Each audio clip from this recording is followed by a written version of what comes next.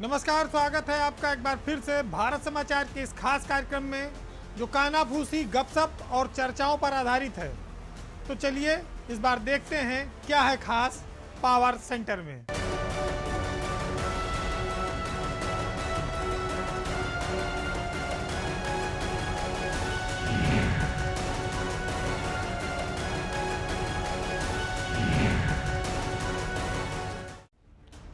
सियासत तो विकास के नाम पर की जाती है, लेकिन दिमाग में हरदम जातियों का समीकरण रहता है।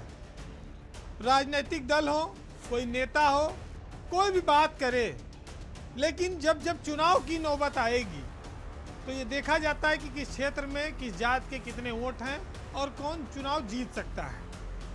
ये बात अलग है कि कई बार कुछ आंधी होती है, कुछ लहर होती है, जिसको जातियों का जो समीकरण है वो तोड़ के आगे निकल जाती है। बीजेपी में पिछले एक महीने से इस बात पर मंथन चल रहा है कि विधान परिषद की जो 4 सीटें खाली हैं उस पर किसको भेजा जाए। बड़े बड़े फैसले एक झटके में ले लेने वाली पार्टी एमएलसी के मनोनयन पर अटकी हुई है, पेच फंसा हुआ है। लखनऊ से लेकर दिल्ली दरबार तक चिंतन मनन चल रहा है कि ये जो 4 नए एमएलसी बनाए जाने हैं, इनमें से कुछ मंत्री भी बन सकते हैं। इसमें आखिर किसको बनाया जाए। मामला सरल था, आसान था, लेकिन यूपी की सियासत में अचानक से पंडितों की राजनीति महत्वपूर्ण हो गई और यही मामला आके फंस गया। बताया जा रहा है कि एक बहुत महत्वपूर्ण नाम आ जाने से ये तय नहीं हो पा रहा है। बीजेपी में 2 पंडितों को लेकर मामला फंस गया है। पार्टी का एक धड़ा चाहता है कि शाहजहांपुर वाले पंडित जी जो एक बड़ा दल छोड़कर आए हैं, केंद्र में मंत्री रहे हैं, उनसे जो वादा हुआ था वो इस बहाने पूरा कर दिया जाए। लेकिन पार्टी का एक बहुत बड़ा वर्ग ऐसा भी है जो पूर्व प्रदेश अध्यक्ष और मेरठ के लक्ष्मीकांत वाजपेयी को इस एमएलसी मनोनयन में भेजना चाहता है। वाजपेयी एक जमीनी नेता हैं, चुनाव नज़दीक है, वो मुखर होकर बोलते हैं और पंडितों की राजनीति इस समय गरमाई हुई है, उसमें लक्ष्मीकांत वाजपेयी फिट बैठते हैं। हालांकि उनका बेबाक होना पार्टी के कुछ बड़ों को पसंद नहीं आता है, लेकिन जो जातीय समीकरण है वो इस समय उनके पक्ष में जाता दिखाई पड़ रहा है। बीजेपी के सामने अगर इन 2 नामों को छोड़ दिया जाए तो बाकी नामों पर काफ़ी हद तक क्लियरिटी मिलती रही। हालांकि पहले कायस्थ समाज से एक नाम आया था, लेकिन अब वो कटा हुआ माना जा रहा है। बाकी 3 नामों में अगर आप देखें तो रामचंद्र प्रधान जो पहले एक बार एमएलसी रह चुके हैं, उनका नाम चर्चा में है। बीजेपी के संगठन के एक बड़े नेता आरपीएस राठौर का भी नाम चर्चा में है।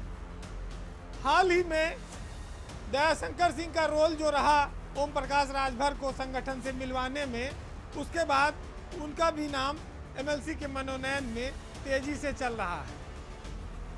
हालांकि उनकी पत्नी लखनऊ से मंत्री हैं, विधायक हैं। लखनऊ से दिल्ली दरबार तक ये फैसला मीटिंगों के बाद भी नहीं हो सका है। तो ऐसे में ये माना जा रहा है कि इसके वजह से मंत्रिमंडल का विस्तार भी लगातार आगे टलता जाएगा।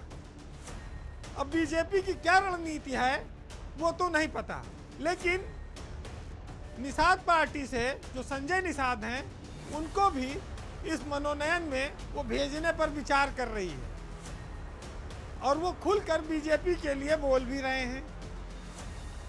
इसी बीच बीजेपी अपने सहयोगियों को और एकजुट करने में लगी है, तो हो सकता है कि कुछ समीकरण इधर के उधर हो जाएं। लेकिन जितिन प्रसाद के लिए ये इंतजार लंबा होता जा रहा है।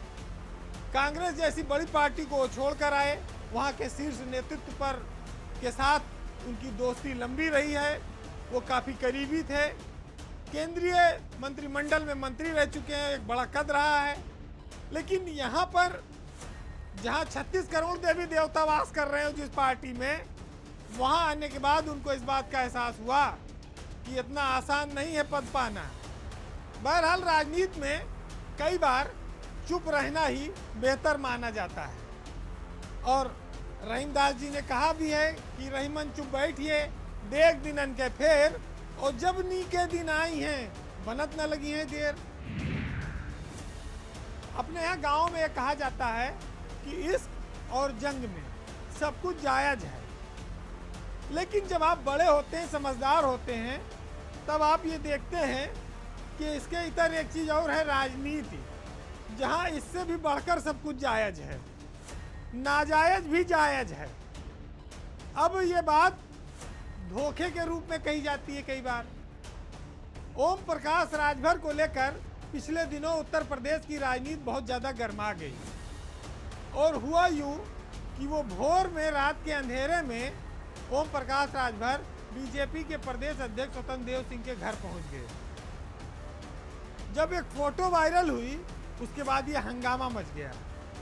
ओम प्रकाश राजभर को बीजेपी की सरकार से बर्खास्त किया गया था, हटाया गया था, उनके पदाधिकारियों को सरकार से निकाला गया।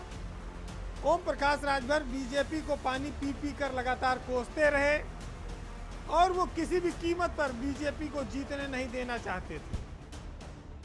उनके बेटे की शादी में उनकी घर की सड़क नहीं बनने दी गई। फावड़ा लेकर खुद उन्होंने अपने घर की सड़क पर मिट्टी डाली, तब बारात निकल पाई। इतना विरोध, इतना एक दूसरे के प्रति जहर। और उसके बाद अचानक से जब उत्तर प्रदेश में 4 महीना बचा है चुनाव का, तो ओम प्रकाश राजभर पहुंच गए स्वतंत्र देव सिंह बीजेपी के प्रदेश अध्यक्ष के घर। चाय पानी हुआ, भोर का समय था, नाश्ते का समय नहीं था और लंच का, लेकिन बात निकली और उड़ गई। इस खेल के बताए जाते कि मास्टरमाइंड दयाशंकर सिंह थे। अब दयाशंकर और राजभर की दोस्ती कब हो गई और कब रातों रात ये खिचड़ी पक गई, किसी को हवा नहीं लगी। लेकिन ओम प्रकाश राजभर के बारे में ये माना जाता है कि पूर्वांचल के करीब 24 जिलों में राजभर वोटों पर उनका प्रभाव है, और यही वजह है कि राजभर बीजेपी को लगातार खुलेआम कोसते हैं, उसके बावजूद वह उन्हें गले लगाने को तैयार बैठी है। कि अपनी गरज है तो लिपटना कबूल है। हालांकि जिस बेआबरू से राजभर सरकार से बाहर किए गए थे, वो उन्हें भूलता नहीं है, उन्हें कचोटता है। इसीलिए वो बीजेपी के खिलाफ लगातार बयान देते नाराज होते हैं। जब उन्होंने ये मुहिम शुरू की, तब हैदराबादी टोपी भी उनके साथ आई। ओवैसी के साथ उन्होंने एक मोर्चा बनाया, लेकिन उनकी इस मुलाकात से ओवैसी भी निराश हो गए और उन्होंने भी अपना गठबंधन तोड़ने का ऐलान कर दिया। आसिम बकार उनके प्रवक्ता ने दुख भरे लहजे में ये बातें सोशल मीडिया पर और टीवी पर जारी की। किसी को क्या अंदाजा था कि बीजेपी इस तरह की खिचड़ी पका सकती है रात के अंधेरे में। बीरबल की खिचड़ी तो हमने सुनी थी कि भाई पेड़ पे बटुली टांग दो और नीचे एक बांस लगा दो और नीचे बांस के नीचे आग लगा दो और खिचड़ी पता नहीं कब पके, कितना दिन लगे। ऐसा ही कुछ खेल बीजेपी के रणनीतिकारों ने किया, ये जानकार मानते हैं ऐसा। लेकिन उत्तर प्रदेश की सियासत में सत्ता हासिल करने के लिए, उसकी चाशनी चाटने के लिए तो राजनीतिक दल कुछ भी करने को तैयार हैं, और जिसमें कहते हैं कि धोखा उसमें आम बात है। अपने फायदे के लिए दुश्मन को भी गले लगाइए, ये सब राजनीति का एक अस्थायी चरित्र है। इसमें किसी को बहुत दुखी होने की जरूरत नहीं है। राजभर इससे पहले अखिलेश यादव से कई मुलाकात कर चुके, साइकिल की सवारी करने के वो तैयार थे। उनकी सीटों को लेकर कुछ बातचीत चल रही थी, उसमें क्या स्थिति बनी, 25 सीट या 50 सीट, उस पर सहमति बनी कि नहीं बनी। लेकिन महत्वपूर्ण बात इसमें यह भी है कि स्वतंत्र देव सिंह के घर से निकलने के बाद भी राजभर अभी भी बीजेपी के खिलाफ लगातार बोल रहे हैं। हम जिस दौर में हैं, उस दौर में कोई भी व्यक्ति, चाहे वो आम आदमी हो, पार्टियां हो राजनीति की, सरकारें हो या अफसर हो, कोई लीक से हटकर अलग काम करने को तैयार नहीं है। हर कोई ये सोचता है कि किसी दूसरे पर विपदा आई है, वो पीड़ित है, उससे हमारा क्या, हम तो सेफ हैं। लेकिन यूपी पुलिस में आज हम आपको एक ऐसे अफसर से रूबरू कराएंगे जो लीक से हटकर दूसरों के दुख दर्द को ध्यान में रखकर चल रहा है। बात आज कानपुर कमिश्नरेट के पुलिस कमिश्नर असीम अरुण की। असीम अरुण एडीजी रैंक के अफसर हैं। 1994 बैच के आईपीएस अफसर हैं, बदायूं के रहने वाले हैं। असीम अरुण को बहुत सारे लोग उनके पिता श्री राम अरुण के नाम से जानते हैं और वो उत्तर प्रदेश पुलिस के डीजीपी रह चुके हैं। वो एक ईमानदार परिवार से आते हैं और कहा जाए तो लाइमलाइट में नहीं रहते, चुपचाप पर्दे के पीछे काम करते हैं। लेकिन जब से कानपुर कमिश्नरेट बना तब से काफ़ी सारे लोगों ने उनके बारे में इधर पढ़ा और जाना। असीम अरुण सरल स्वभाव के पुलिस अफसर माने जाते हैं। कानपुर के पुलिस कमिश्नर बनने के बाद उन्होंने इन दिनों ब्लड डोनेशन का एक नया अभियान छेड़ रखा है।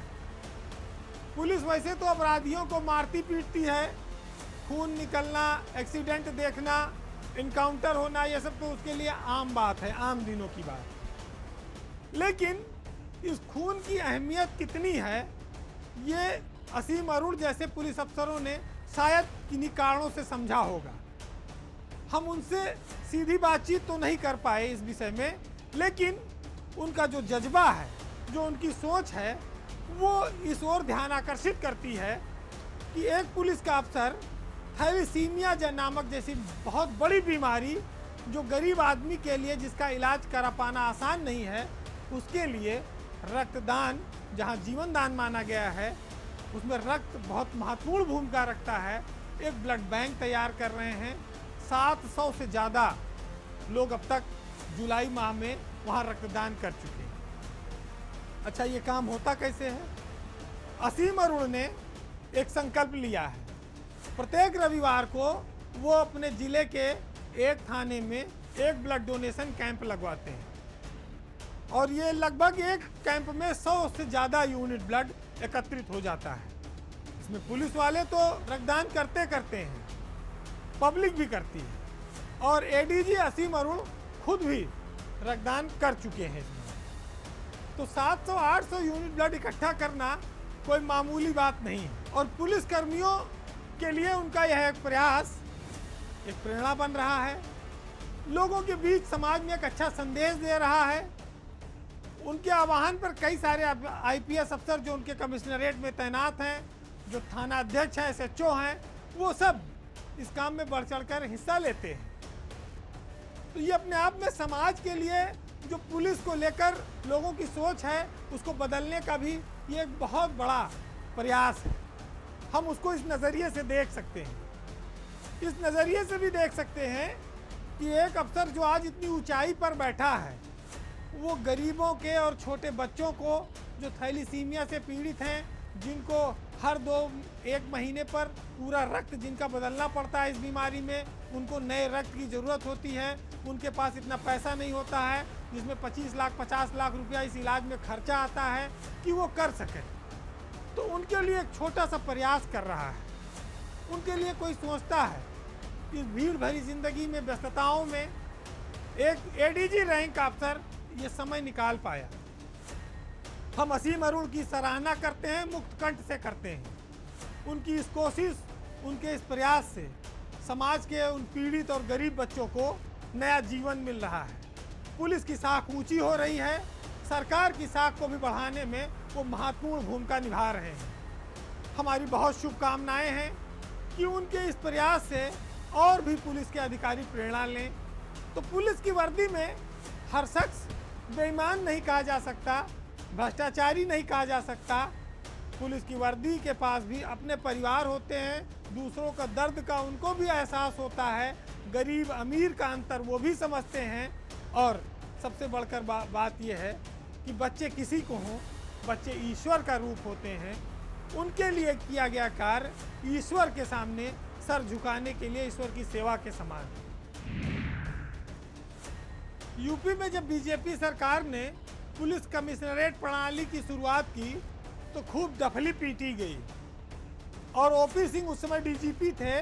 तो उन्होंने उसका ये दावा किया कि ये यूपी के आईपीएस अफसरों के लिए बहुत बड़ी सौगात है, तोहफा है, बड़े सारे अधिकार उनको दिए जा रहे हैं। खैर चलिए, पुलिस कमिश्नरेट बन गया। फिर उसके बाद लखनऊ और नोएडा के बाद कानपुर और बनारस का भी नंबर आया।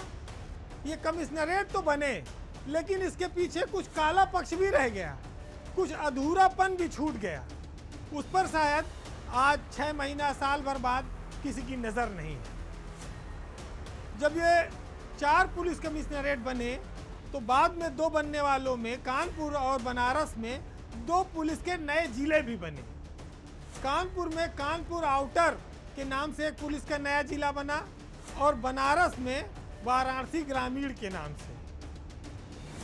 जब पुलिस कमिश्नरेट बना तो ये जिले बनाने के बाद वहाँ अधिकारियों की तैनाती भी हो गई। वाराणसी ग्रामीण के एसपी हैं अमित वर्मा और कानपुर आउटर के एसपी हैं अष्टभुजा प्रसाद सिंह। कहा गया कि भाई जिले बन गए, आप पुलिस अधीक्षक का पद सृजित हो गया, तुरंत आप ज्वाइन करिए। हो गया, चुनाव आ गया, पंचायत का चुनाव कराया गया। फिर जिला पंचायत अध्यक्षी का, ब्लॉक प्रमुखी का मारपीट से निपटा। अब कोई ये पूछने वाला नहीं है कि भाई ये एसपी तो हैं, ये खाली नाम के हैं या इनके पास कुछ आबा ढाबा भी है कि अगल बगल दिखाने वाला भी है। बंगला है, कार्यालय है, गाड़ी है, पुलिस लाइन है, स्टोनो है, इंस्पेक्टर और फोर्स है, इस पर कोई जवाब नहीं।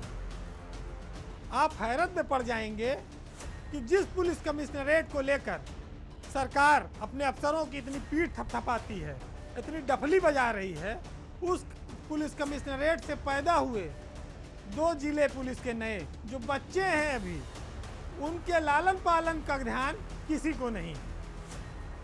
ना तो एसपी के बैठने के लिए कोई कार्यालय है, पता नहीं कहाँ वो जर्जर भवनों में और किस रैंक के अफसर के कार्यालय में बैठे हैं। वहाँ उनको स्टोनो और फॉलोवर भी ठीक से नहीं मिल पा रहे हैं। सरकारी गाड़ियाँ भी बड़ी मुश्किल से मिली।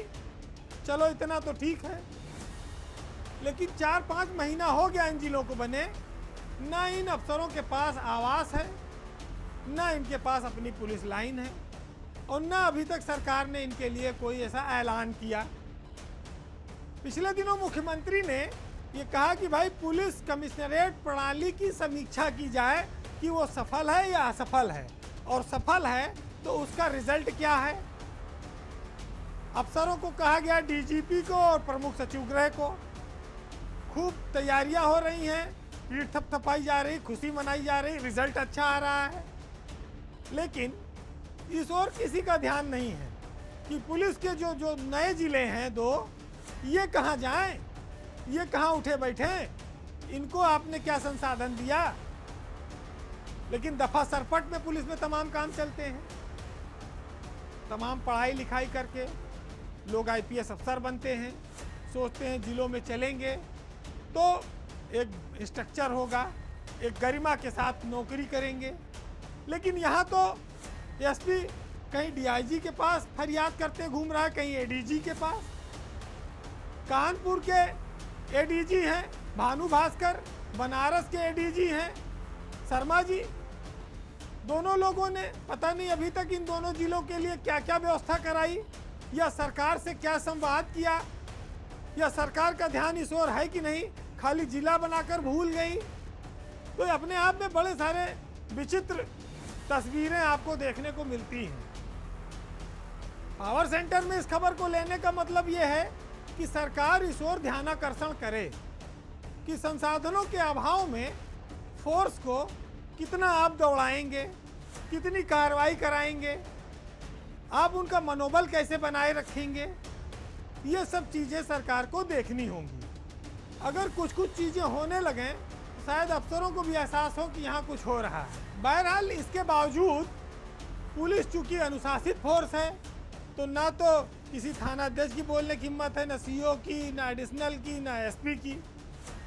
लेकिन जो मूलभूत परेशानियां हैं वो मीडिया के माध्यम से सरकारों के सामने आनी चाहिए, क्योंकि जब संसाधनों से फोर्स लैस होगी तभी कानून व्यवस्था पर वो अच्छा नियंत्रण करेगी और उसका काम भी दिखेगा।